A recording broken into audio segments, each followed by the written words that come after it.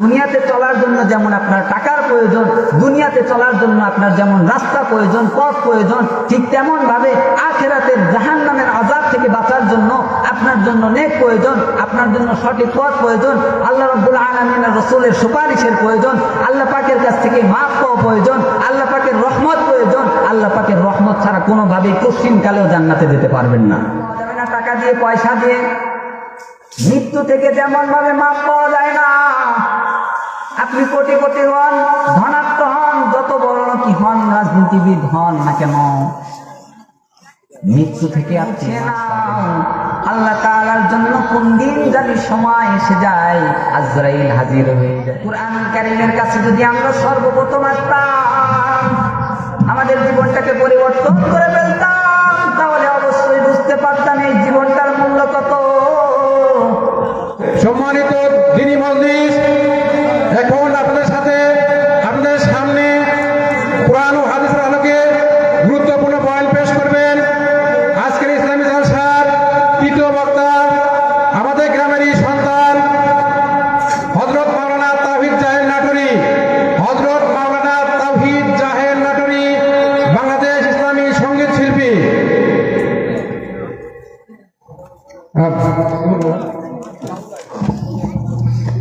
السلام عليكم ورحمة الله وبركاته.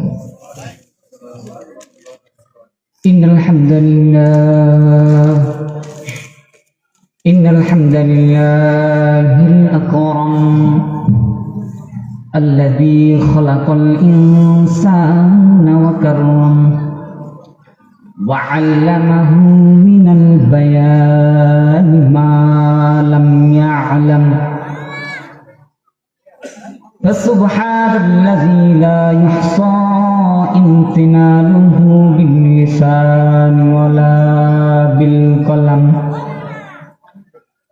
نشهد أن لا إله إلا الله وحده لا شريك له، ونشهد أن سيدنا ومولانا محمدا عبده ورسوله. أما بعد فقد قال الله تعالى في كلامه المجيد وفي فرقانه الحميد. أعوذ بالله من الشيطان الرجيم. بسم الله الرحمن الرحيم. لا أقسم بيوم القيامة ولا أقسم بالنفس اللوامة. أيحسب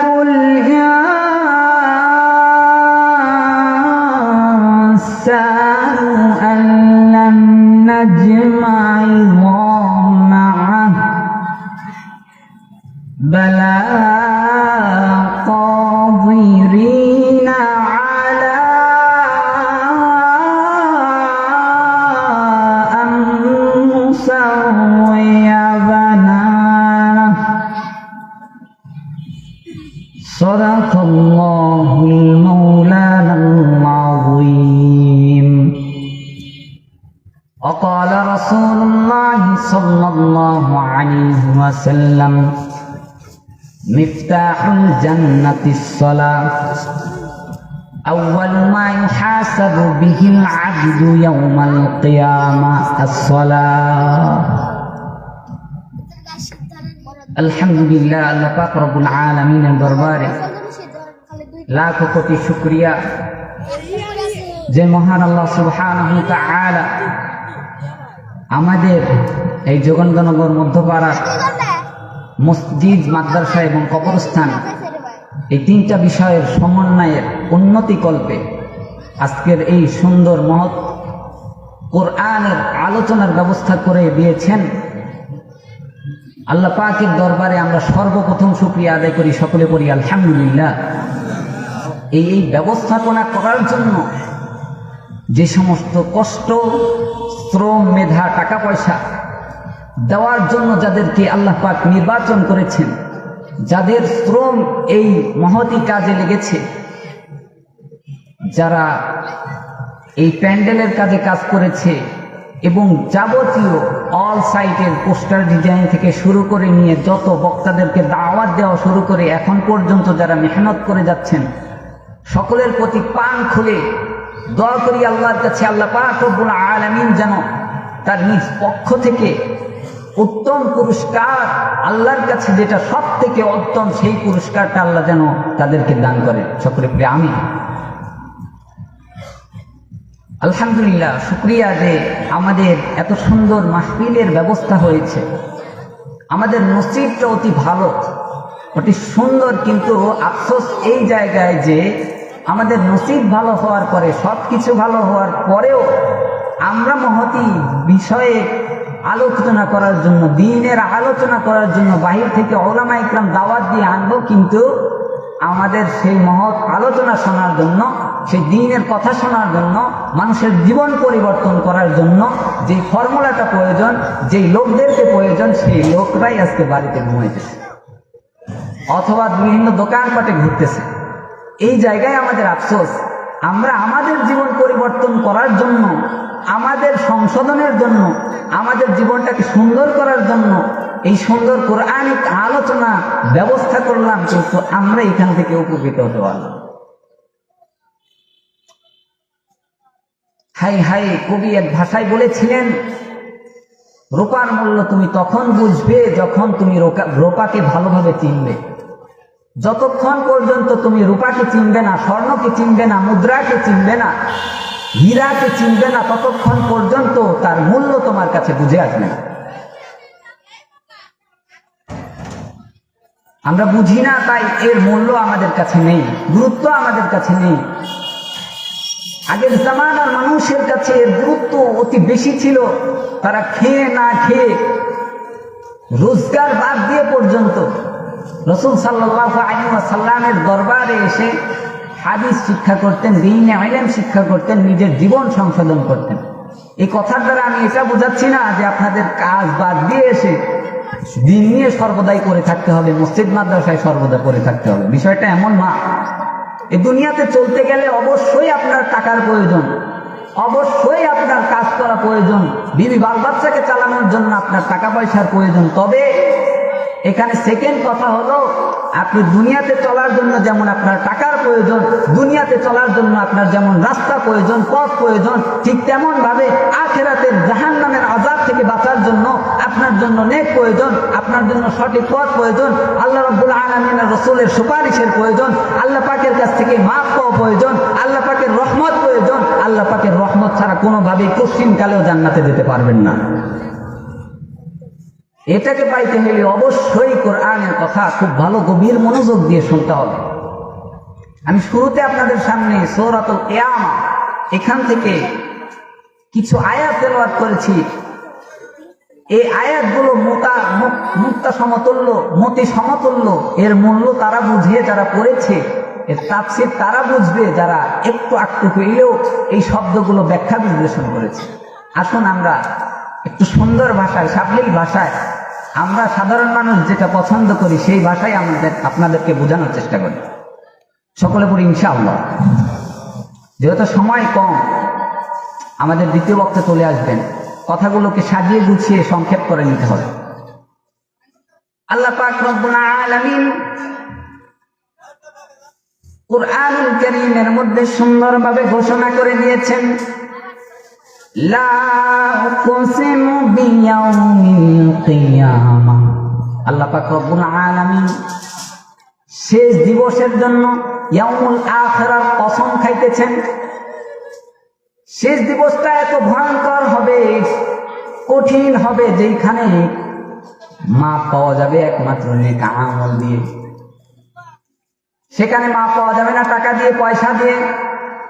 মৃত্যু থেকে যেমন ভাবে মাপ পাওয়া যায় না, আপনি কোটিপতি হন, ধনাত্ম হন, যত বড় কি হন, রাজনীতিবিদ হন না কেন, মৃত্যু থেকে আপনি মাপ পাবেন না। মৃত্যু থেকে যদি মাপ পাওয়া যেত তাহলে পৃথিবীতে যত কোটিপতিরা আছে, টাকাওয়ালারা আছে, তারা তাদের টাকা পয়সা ব্যয় করে হলেও পৃথিবীতে বাঁচার জন্য, 1 সেকেন্ড বাঁচার জন্য চেষ্টা করত, টাকা খরচ করত। সাধারণ মানুষরা তাদের জীবনের সব শ্রম ব্যয় করে হলেও 1 সেকেন্ড বাঁচার জন্য, 10 সেকেন্ড বাঁচার জন্য সব সম্পদ বিক্রি করে দিত। কারণ মানুষের কাছে কোনো কিছুর মূল্য, সময়ের মূল্য যদিও না থাকে, কিন্তু মৃত্যুকে মানুষ এত পরিমাণে ভয় করে, এত পরিমাণে ভয় করে, কিন্তু ওই ভয়টা দুনিয়া হিসেবে করে যে চলে যেতে হবে, এটা তো অবধারিত। এখান থেকে বাঁচার কোনো উপায় নাই, কোনো রাস্তা নাই। যে নির্ধারিত টাইম আছে, সময় আছে, সেই টাইমে এক বিন্দু মাত্র এদিক ওদিক করা হবে না। আজরাইল এসে আপনার আমার সামনে হাজির হয়ে যাবে। এদিক সেদিক করার কোনো বুদ্ধি নাই, বাঁচার কোনো পথ নাই, মৃত্যু থেকে বাঁচার কোনো পথ নাই। যাই হোক, আল্লাহ পাক রব্বুল আলামিন এই মূল্যবান দিনের কসম খেয়ে বান্দাদেরকে এই কথা বলতে চেয়েছেন, এই কথা জানাতে চেয়েছেন যে শোনো, ওই দিনটা কিন্তু খুব ভয়ানক হবে। দুনিয়াতে ওই দিনের জন্য কিছু নেক আমল করে এসো, কিছু পার্সেল নিয়ে এসো, যা বাজার করে আনবা এখানে কিন্তু ঠিক রিপিট তাই দেওয়া হবে। আসলে জ্ঞানীবান মানুষ যারা, তারা দুনিয়াতে নেক আমলও করে, দুনিয়াতে কামাইও করে, দুনিয়াতে চলেও, কিন্তু আখিরাতের জন্য কিছু সঞ্চয় করে, কিছু রেখে দেয় পকেটের মধ্যে, যেটা আমার ভবিষ্যতে লাগবে, মরে গেলে লাগবে। কিন্তু যারা বোকা, যারা নির্বোধ, তারা এই চিন্তাটা করে না, বরঞ্চ তারা গরুর মতো খেটে যায়, গাধার মতো খেটে যায়, নিজের জিন্দেগি শেষ করে দেয়। অথচ আপনি যে আপনার জিন্দেগিটাকে শেষ করে দিচ্ছেন, কাদের জন্য শেষ করছেন? একটি বারের জন্য কি আপনি আমি কখনো চিন্তা করে দেখেছি আমাদের শ্রম, মেধা, যত যা কিছু আছে, আমরা যে আমাদের শ্রমকে, কষ্টকে, আমাদের সব কিছুকে খরচ করছি বিবি বাল বাচ্চার পিছনে, তারা কি আমার কোনো কাজে আসবে কিনা? দুনিয়া থেকে যখন আপনি বিদায় নিয়ে চলে যাবেন, আল্লাহ পাকের কাছে চলে যাবেন, ঠিক সেই সময় নেক আমল ছাড়া কোনো উপায় থাকবে না। এজন্য বলি, ও মুসলমান ইমানদার বান্দা, আল্লাহর গোলাম, এসো এসো এসো, কিছু দিনের আমল করো, নেক আমল করো, নিজের জীবনটাকে গুছিয়ে নাও। আল্লাহ তাআলার জন্য কোন দিন জানি সময় এসে যায়, আজরাইল হাজির হয়ে যায়, সেদিন কিন্তু পালাবার কোনো রাস্তা থাকবে না। কবির ভাষায় বলা হচ্ছে যে যখন মৃত্যু তোমার সময় সন্নিকটে চলে আসবে, তোমার শাহবাগের কাছে চলে আসবে, মুহূর্তের মধ্যেই তোমাকে আজরাইল ধরে ফেলবে। সেখান থেকে তুমি এক ধাপ আগাতেও পারবে না, পিছাতেও পারবে না। সুতরাং এখন যে সময়টা আছে, এই সময়টার কদর করো। আপনারা সম্ভবত শুনে থাকবেন ইতিহাস, জালালউদ্দিন রুমির কথা। বিখ্যাত একজন কবি ছিলেন, তিনি একটা পাখিকে শিকার করেছেন। পাখি শিকার করে এবার তিনি চিন্তা করছেন যে এই পাখিটাকে আমি শিকার করলাম, কিন্তু এই পাখিটাকে আমি কি করে খাবো? এটাকে তো আমার খাওয়া দরকার, কিন্তু কি করে খাবো? এই চিন্তা করতে করতে তিনি এই পাখির দিকে তাকিয়ে আছেন, আর পাখির জবান অটোমেটিক আল্লাহ তাআলা খুলে দিলেন। পাখির জবান খোলার পরে পাখি বলতেছে, ও জালালউদ্দিন রুমি, তুমি যদি আমাকে ছেড়ে দাও তাহলে আমি তোমাকে 3টা উপদেশ দেব। হতে পারে এই 3টা উপদেশ তোমার জীবন পরিবর্তন করে দেবে, তোমার জীবন এমন ভাবে পরিবর্তন করবে যে তুমি তোমার জীবনটার মূল্য বুঝতে পারবে, সময়টার মূল্য বুঝতে পারবে, সব কিছু বুঝতে পারবে। আমাকে একবার ছেড়ে দিয়ে দেখো। যখন পাখিটাকে ছেড়ে দিয়েছে, পাখি 3টা উপদেশ দেয়, বিদায় নিয়ে চলে গেছে। প্রথম নাম্বার উপদেশ হলো, কোনো জিনিস নিয়ে কখনো আফসোস করবা না। কোনো জিনিস নিয়ে কখনো আফসোস করবা না যে সময়টা তোমার অতিবাহিত হয়ে গেছে।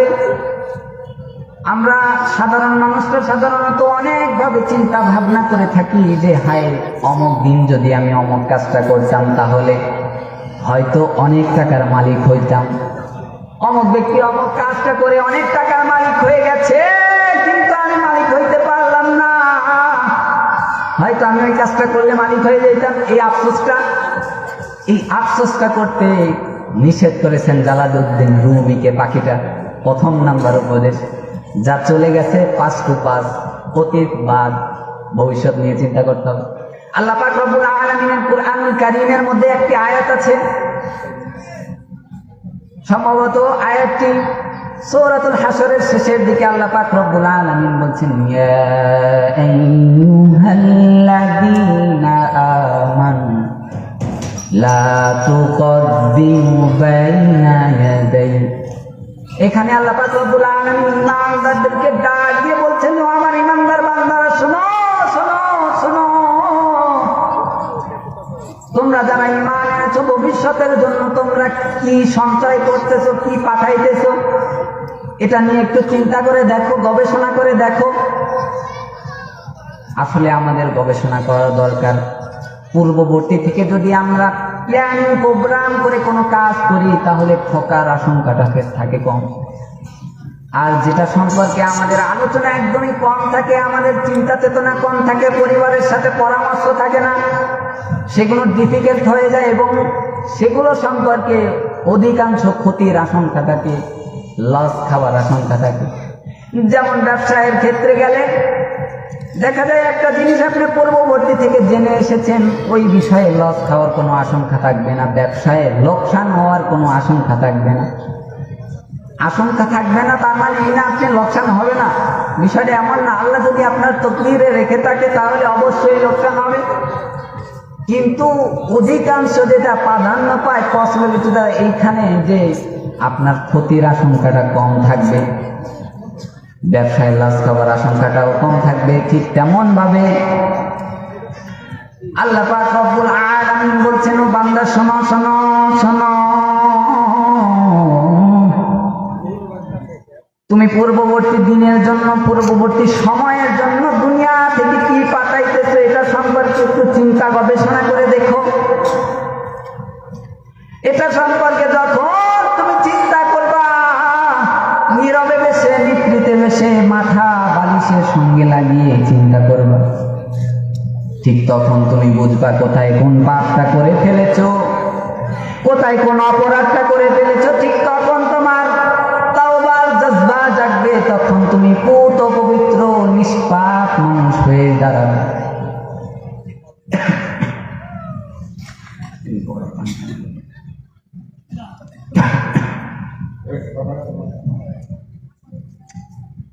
পূর্ববর্তী সময় থেকে যখন তুমি চিন্তা ভাবনা করে কোনো কাজ করবা, প্ল্যানিং প্রোগ্রাম করে, ওই জিনিসটা সম্পর্কে তোমার ধোঁকা খাওয়ার আশঙ্কাটা কম থাকবে।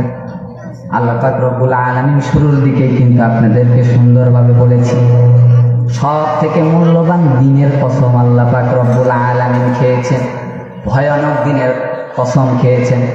সামনে এমন কিছু কথা আছে যেগুলো ডিফিকাল্ট, আপনারা কখনো শুনেছেন কিনা আমি জানি না, তবে আমার কথার সাথে বৈজ্ঞানিকদের তথ্য এর কিছু ডিবেট আছে। আমি প্রশ্ন করবো এবং উত্তর দেবো, আপনারা খুব বিচক্ষণ মানুষ, খুব সুন্দর করে বোঝার চেষ্টা করবেন। আল্লাহ পাক রব্বুল আলামিন কুরআনুল কারীমের সূরাতুল ইনফিতারের মধ্যে বলছেন, ইযাস সামাউ ফাতারাত ওয়া আযিনাত লিরাব্বিহা ওয়া হুক্কাত ওয়া ইযাল আরদু মুদ্দাত। আল্লাহ পাক রব্বুল আলামিন বলতেছেন, ইযাস সামাউ ফাতারাত, আসমানগুলো কি হবে? ভেঙে পড়বে। এখানে গবেষণার থিওরি হলো, বিজ্ঞানীরা বলে থাকেন যে সূর্য পৃথিবীর থেকে 13 লক্ষ গুণ বড়। সূর্য পৃথিবীর থেকে কত লক্ষ গুণ বড়? 13 লক্ষ গুণ বড়। তাহলে আমার এখানে প্রশ্ন হলো, সূর্য যদি পৃথিবীর থেকে 13 লক্ষ গুণ বড় হয়ে থাকে, তাহলে আল্লাহ পাক রব্বুল আলামিন যে বলেছেন আসমান ভেঙে পড়বে, সে সময় কোনো গ্যালাক্সি থাকবে না, মিল্কি থাকবে না, চন্দ্র সূর্য এরপরে তারকারাজি যা কিছু আছে সব কিছু ভেঙে কোথায় পড়বে? মাধ্যাকর্ষণ শক্তিও তখন থাকবে না। কিয়ামতের সময় সব জিনিস বন্ধ হয়ে যাবে, ভয়ানক অবস্থা হয়ে যাবে। মাটির ভিতরে যা আছে মাটি সব বিরোধ করে দেবে, ভয়ানক অবস্থা পরিস্থিতি। সেই সময় মাধ্যাকর্ষণ কোথায় পাবেন আপনি? গ্যালাক্সি কোথায় পাবেন? মিল্কি কোথায় পাবেন? তারকাগুলো ছিটকে যখন পড়বে তখন তো জমিনেই পড়বে। আপনার কথা অনুযায়ী যদি সূর্য পৃথিবীর থেকে 13 লক্ষ গুণ বড় হয়, তাহলে সূর্যটা ভেঙে পড়লেই তো পৃথিবী শেষ। আর কি কোনো কিছুর প্রয়োজন আছে? এই তারকাগুলো কোথায় পড়বে? পৃথিবীর বাইরে কি পড়বে?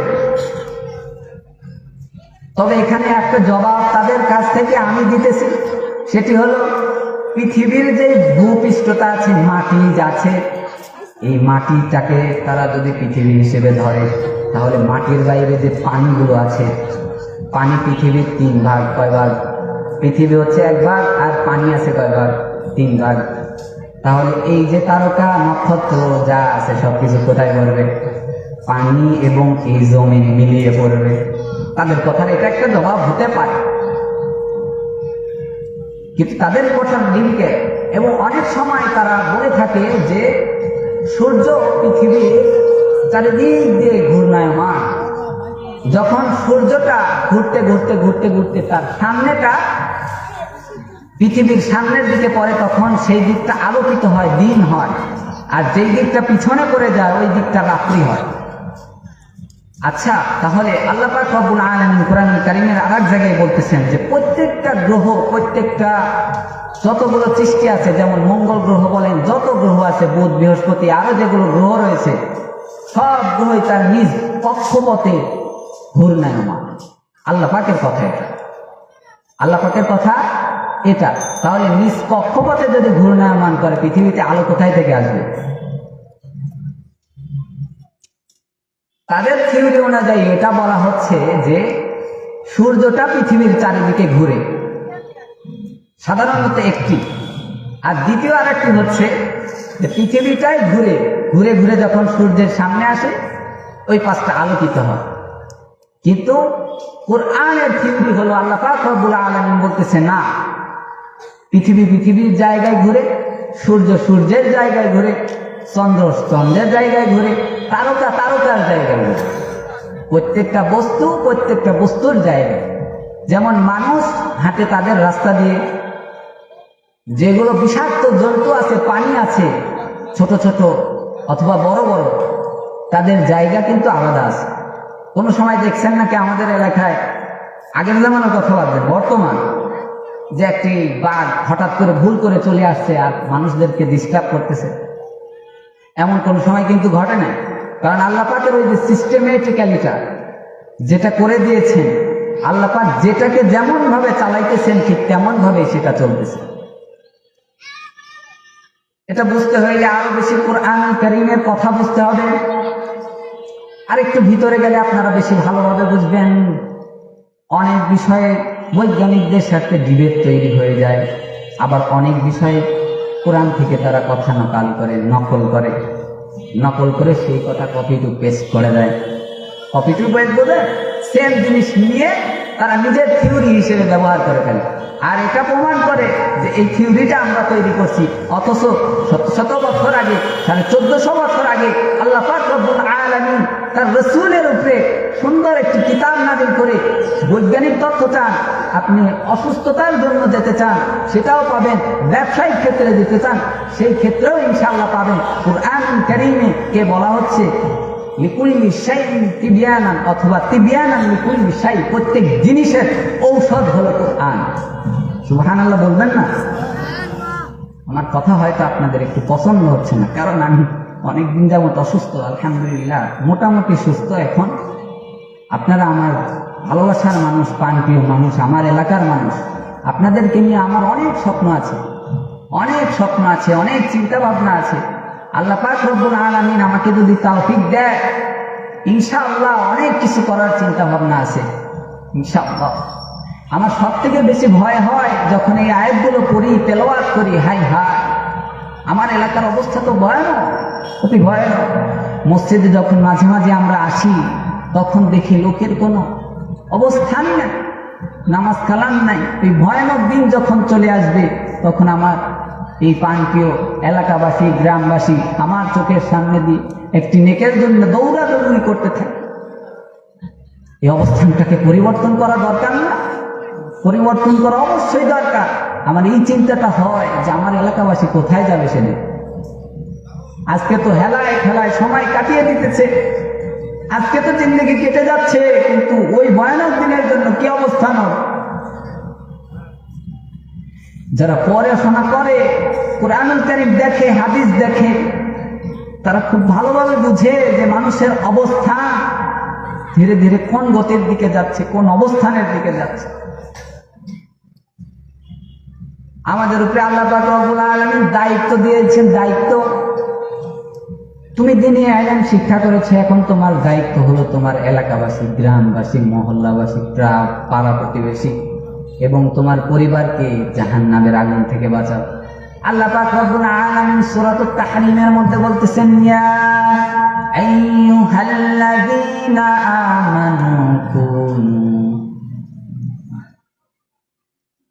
একটা একটু টিপিক্যাল হয়ে যাচ্ছে ওইখানে। আল্লাহ পাক রব্বুল আলামিন বলতেছেন আহলিকুম নার, নার থেকে, জাহান্নামের আগুন থেকে তোমার আহালদেরকে বাঁচাও।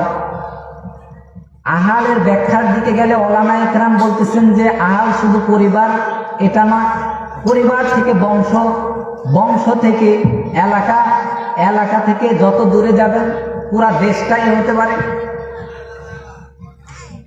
আসলে দেখুন আমাদের বিষয়গুলো খুব সেন্সিটিভ, কিন্তু আমরা বুঝি না। আজকে নামাজে আসি না, অথচ একটি সময় এক ওয়াক্ত নামাজের জন্য আমাদের আফসোস করতে হবে, একটি সেজদা না দেওয়ার জন্য আমাদের প্রচন্ড আফসোস করতে হবে। কারণ এই কঠিন দিনটা যারা সম্মুখীন হয়েছে, মৃত্যুবরণ করেছে, তারা খুব ভালোভাবে জানে। যাই হোক, আমাদের দ্বিতীয় বক্তা চলে এসেছে।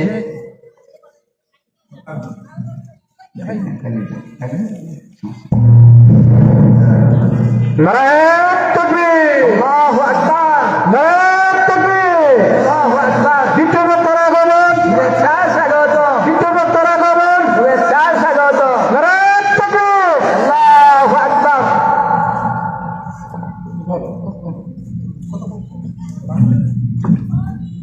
তো আল্লাহ পাক রব্বুল আলামিন কুরআনুল কারীমের মধ্যে কোনো ছোট্ট বিষয় পর্যন্ত বাদ দেয় নাই।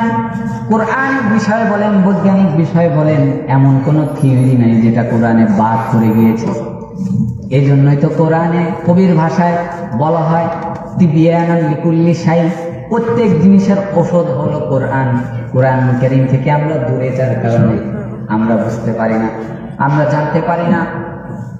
কোরআনুল কারীমের কাছে যদি আমরা সর্বপ্রথম আসতাম, আমাদের জীবনটাকে পরিবর্তন করে ফেলতাম, তাহলে অবশ্যই বুঝতে পারতাম এই জীবনটার মূল্য কত, কোরআনের মূল্য কত, হাদিসের মূল্য কত, উলামায়ে কেরামের মূল্য কত, একটি নেক আমলের মূল্য কত।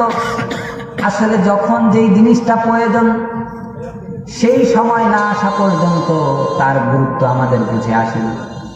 কারণ নেক আমলের গুরুত্ব তখন বুঝে আসবে যখন আমরা মৃত্যুবরণ করব। মৃত্যুবরণ করার আগে নেক আমলের কোনো প্রয়োজন হয় না, এই কারণে আমরা বুঝতে পারি না। আমরা শুনেছি এমন একজন বিশ্বস্ত লোকের কাছে যিনি কখনোই মিথ্যা কথা বলেন নাই। এটা বিশ্বাস করেই আমরা ঈমান এনেছি, আর এটাকে বিশ্বাস করার নামই হলো ঈমান। আখিরাতকে বিশ্বাস করার নাম হলো কি? ঈমান। আল্লাহ পাক রব্বুল আলামিন ওই জগৎটা কেমন ভাবে সাজিয়েছেন এটা কোরআনে স্পষ্টভাবে তুলে ধরেছেন। আমাদের একটু এগিয়ে যাওয়া দরকার, কোরআন খোলা দরকার, উলামায়ে কেরামের সংস্পর্শে যাওয়া দরকার এবং শিক্ষা দরকার। আমি শিক্ষার গুরুত্ব অতি বেশি দিই, কারণ মানুষ যখন যেই জিনিসটা জানে তখন তার আমল করতে সুবিধা হয়।